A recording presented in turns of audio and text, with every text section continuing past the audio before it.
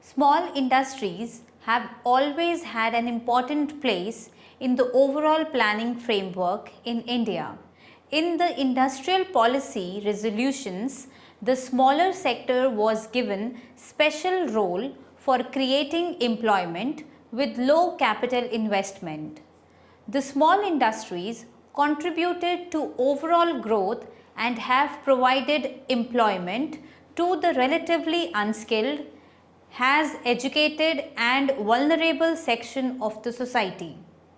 The small scale industries were earlier known as village and small enterprises, but in 2006 a new legislation, Micro, Small and Medium Enterprises Development Act, was enacted, which defined micro, small and medium enterprises. The medium enterprises were introduced for the first time in 2006. After studying this module, you shall be able to know about the backbone of Indian industry, learn about the role of small industry, understand the problems faced by the small industries, analyze the policies made to solve these problems, learn about the small scale industries, the way forward. The new definitions of these enterprises. Manufacturing enterprises. After MSMED Act of 2006, new definitions were given to all these industries. Micro enterprise.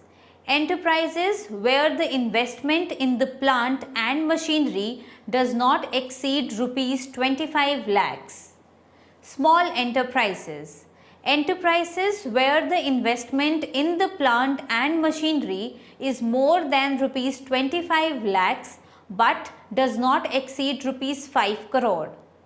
Medium enterprises. Enterprises where the investment in the plant and machinery is more than rupees 5 crore but does not exceed rupees 10 crore. Service enterprises. As the service sector has a lower investment requirement, it has a different classification criteria. Micro enterprises. Enterprises where the investment in equipment does not exceed rupees 10 lakhs. Small enterprises. Enterprises where the investment in equipment is more than rupees 10 lakhs but does not exceed rupees 2 crores. And medium enterprises are the enterprises where the investment in equipment is more than rupees 2 crores but does not exceed rupees 5 crores. The case for small scale industries. The Industrial Policy Resolution of 1956 states that they, that is SSIs, provide immediate large scale employment. They offer a method of ensuring a more equitable distribution of the national income, and they facilitate an effective mobilization of resources of capital and skill which might otherwise remain unutilized. Thus, alcoholism, according to the resolution, there are following 4 arguments in favor of small enterprises. The employment argument. According to Carvey Committee 1955, the principle of self-employment is at least as important to a successful democracy as that of self-government. It is assumed here that small enterprises are more labor intensive and they create more employment per unit of capital used. Equality argument. It suggests that the small enterprises are more dispersed in the country and hence the income generated by them is dispersed more widely in the community than the income generated in a few large enterprises. This implies that income benefit of small enterprise is derived by a large population, whereas the large enterprises encourages more concentration of economic growth. The latent resources argument. This argument is based on the assumption that the small enterprises are able to use the otherwise unutilized resources. The unutilized resources can be small hoarded wealth, small entrepreneurial activity, etc. This way, the small enterprises are encouraged, and this introduces a dynamic element in the economy. The decentralized argument. It is generally argued that the small enterprises are based in small towns and in the countryside, whereas the large enterprises are mostly located in the metropolitan cities. This being the case, the small enterprises bring about the regional balances in the country. Hence, on the basis of above arguments, the small enterprises need to be developed along with the large enterprises. The contribution of micro, small and medium enterprises. The MSMEs play an important role in the economic and social development of a country. One can see its contribution to the Indian economy in the following aspect, viz. Employment, output, exports, which are summarized below. First, the total number of small scale industries increased from rupees 79.6 lakhs in 1994-95 to 133.68 lakhs in 2007 and 8, implying an annual average growth rate of 4.1%.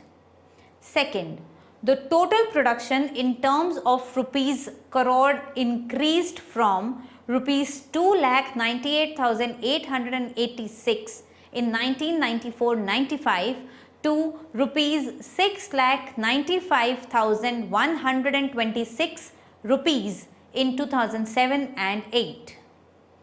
Third, the total employment increased from 146.56 lakhs in 1994-95 to 322.28 lakhs, and exports increased from 29,068 crores to rupees 1,77,600 crores in 2006 and 7. Since 2006 and 7, the small scale industries have been changed to names the micro, small and medium enterprises, popularly known as MSMEs. These have been recognized as engines of economic growth. The problems faced by the small scale industries. The first one is finance. Finance is one of the most important problems confronting small scale industries. Finance is the lifeblood of an organization, and no organization can function properly in the absence of adequate funds. The scarcity of capital and inadequate availability of credit facilities are the major causes of this problem. Firstly, adequate funds are not available, and secondly, entrepreneurs, due to weak economic base, have lower credit worthiness. Neither they are having their own resources nor are others prepared to lend them. Entrepreneurs are forced to borrow money from money lenders at exorbitant rate of interest, and this upsets all their calculations. After nationalization, banks have started financing this sector. These enterprises are still struggling with the problem of inadequate availability of high-cost funds. These enterprises are promoting various social objectives, and in order to facilitate them working, adequate credit on easier terms and conditions must be provided to them. The second problem is of raw materials. Small-scale industries normally tap local sources for meeting raw material requirements. These units have to face numerous problems like availability of inadequate quantity, poor quality, and even the supply of raw material is not on regular basis. All these factors adversely affect the functioning of these units. Large-scale units, because of more resources, normally corner whatever raw material that is available in the open market. Small-scale units are thus forced to purchase the same raw materials from the open market at a very high prices. It will lead to increase in the cost of production, thereby making their functioning unviable. The third problem is of ideal capacity. There is underutilization of installed capacity to the extent of 40 to 50% in case of small scale industries. Various causes of this underutilization are shortage of raw material problems associated with funds and even availability of power. Small scale units are not fully equipped to overcome all these problems, as is the case with the rivals in the large scale sector. The fourth problem is of technology. Small scale entrepreneurs are not fully exposed to the latest technology. Moreover, they lack requisite resources to update or modernize their plant and machinery. Due to obsolete methods of production, they are confronted with the problems of less production in inferior quality, and that too at higher cost.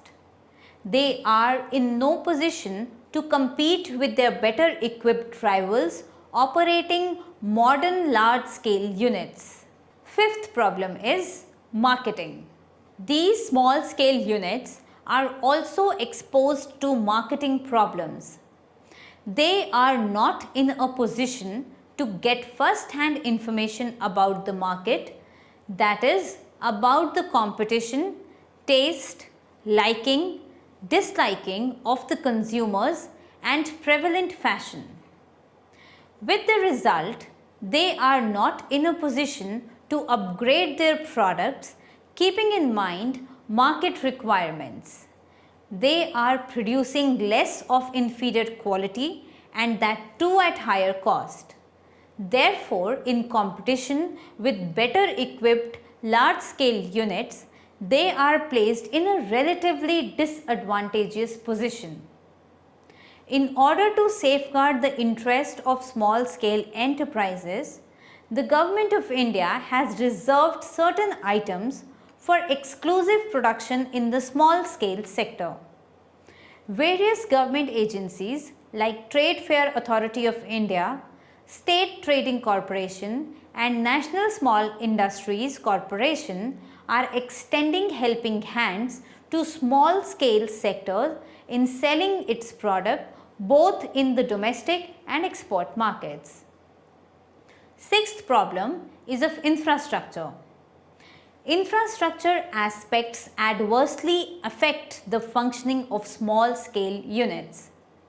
There is inadequate availability of transportation, communication, power and other facilities in the backward areas. Entrepreneurs are faced with the problem of getting power connections, and even when they are lucky enough to get these, they are exposed to unscheduled long power cuts. Inadequate and inappropriate transportation and communication network will make the working of various units all the more difficult. All these factors are going to adversely affect the quantity, quality and production schedule of the enterprises operating in these areas. Thus, their operations will become uneconomical and unviable. The underutilization of capacity. Most of the small scale units are working below their full potentials, or there is gross underutilization of capacities. Large scale units are working 24 hours a day, that is in 3 shifts of 8 hours each, and are thus making best possible use of their machinery and equipments. On the other hand, small scale units are making only 40 to 50% of their installed capacities. Various reasons attributed to this gross underutilization of capacities are problems of finance, raw material, power and underdeveloped market for their products. Eighth is the project planning. Another important problem faced by small scale entrepreneurs is poor project planning. These entrepreneurs do not attach much significance to viability studies, that is, both technical and economical, and plunge into entrepreneurial activity out of mere enthusiasm and excitement. They do not bother to study the demand aspect, marketing problems and sources of raw materials, and even availability of proper infrastructure before starting their enterprises. Project feasibility analysis covering all these aspects in addition to technical and financial viability of the projects is not at all given due weight age. Inexperienced and incomplete documents, which invariably results in delays in completing the promotional formalities. Small entrepreneurs often submit unrealistic feasibility reports, and incompetent entrepreneurs do not fully understand project details. Moreover, due to the limited financial resources, they cannot afford to avail the services of project consultant. This results in poor project planning and execution. There is both time interest of these small scale enterprises. Ninth is skilled manpower. A small scale unit located in a remote backward area may not have problem with respect to unskilled workers, but skilled workers are not available there. The reason is, firstly, skilled workers may be reluctant to work in these areas, and secondly, the enterprise may not afford to pay the wages and other facilities demanded by these workers. Besides non-availability, entrepreneurs are confronted with various other problems like absenteeism, high labor turnover indiscipline, strikes, etc. These labor-related problems result in lower productivity, deterioration of quality, increases in wastage and rise in the other overhead cost, and finally adverse impact on the profitability of these small scale units. The 10th problem is of managerial. Managerial inadequacies pose another serious problem for small scale units. Modern business demands vision, knowledge, skill, aptitude and wholehearted devotion. Competence of the entrepreneur is vital for the success of any venture. An entrepreneur is a pivot around whom the entire enterprise revolves. Many small scale units have turned sick due to lack of managerial competence on the part of entrepreneurs. An entrepreneur who is required to undergo training and counseling for developing his managerial skills will add to the problem of entrepreneurs. The small scale entrepreneurs have to encounter numerous problems relating to overdependence on institutional agencies for funds and consultancy services, lack of credit worthiness, education, training, lower profitability and host of marketing and other problems. The Government of India has initiated various schemes aimed at improving the overall functioning of these units. As stated in the report of Second All India Census of Small Scale Industrial Units, the problems faced by these small industries were financial, marketing, raw material, disputes, natural calamities, labor problem, etc. The major one being the financial problem, constituting 35%. In light of these problems, Government of India has announced Small Sector Industrial Policy in 1991. The main features of this policy were: 1. The investment limits in the small sector enterprise were increased. Second, there were many measures participation by other industrial units to set up the factoring services through the setup of Small Industrial Developmental Bank of India known as SIDB. Third, the infrastructural facilities were increased by setting up of a technology development cell known as TDC. Fourth, the marketing and export would be encouraged. And fifth, the modernization, technological and quality upgradation would be encouraged. Thus, here the emphasis was on deregulation and debureaucratization of this sector. And therefore, instead of reservation, the emphasis was on competition. Hence, the growth of small sector in terms of units, employment, output and exports came down. So, in 1999, a study group on development of small enterprises was set up. It recommended that A. The medium scale units were reorganized and defined for the first time. B. Setting up of a new cell in the Office of Small Scale Industries for matters relating to WTO. C. There was a need for a single law for SSI. D. Setting up of incubation center.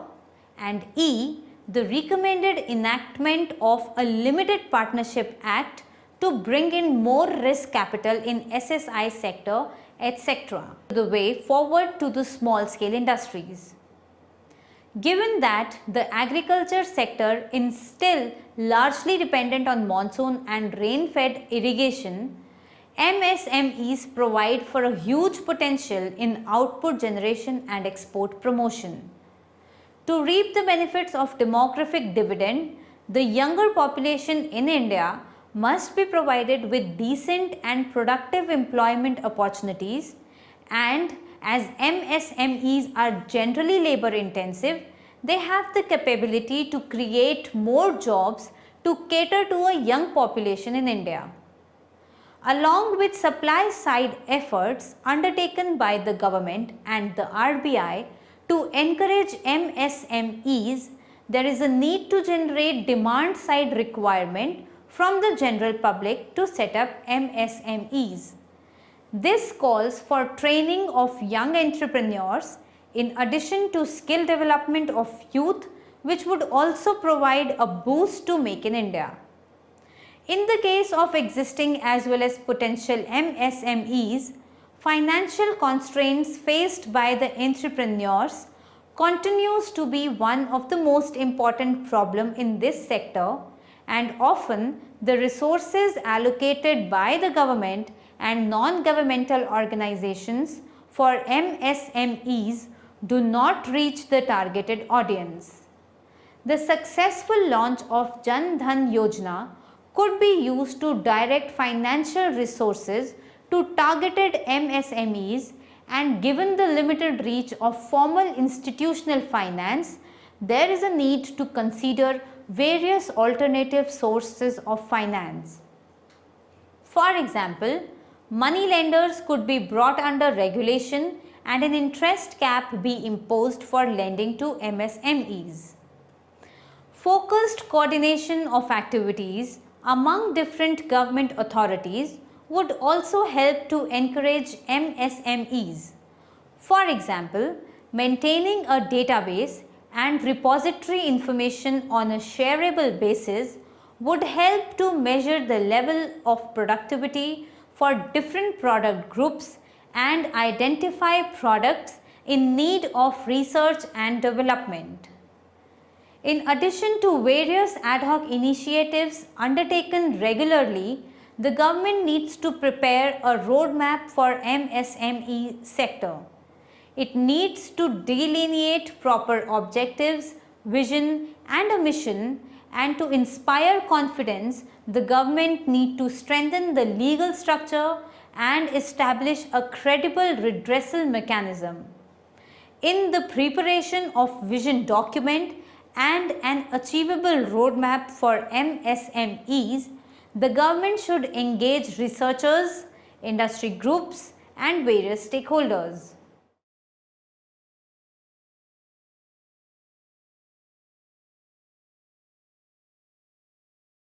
Let us now summarize what we have discussed in this module. In pre-East India Company regime, cottage and small industries were the backbone of the Indian economy. With the political domination of East India Company, our cottage industry were destroyed over time. In the post-independence era, the cottage and small-scale industries have been developed, and as a part of that, they have been encouraged to increase their participation in the development in terms of output, employment and exports. With the globalization process, they have been given the important role. But over time, after 1991, competition has made their contribution lesser than before. It must be remembered that no country has graduated from a developing country to an advanced economy without industry contributing significantly in output. Indian economy has transformed itself from an agrarian economy to an economy led by service sector, bypassing the industrial sector without creating a sustainable and well-diversified industrial base. Strengthening of MSMEs would go a long way in creating a robust manufacturing sector in India, and thus there is a need for small scale industries to increase their role in terms of output, employment and exports.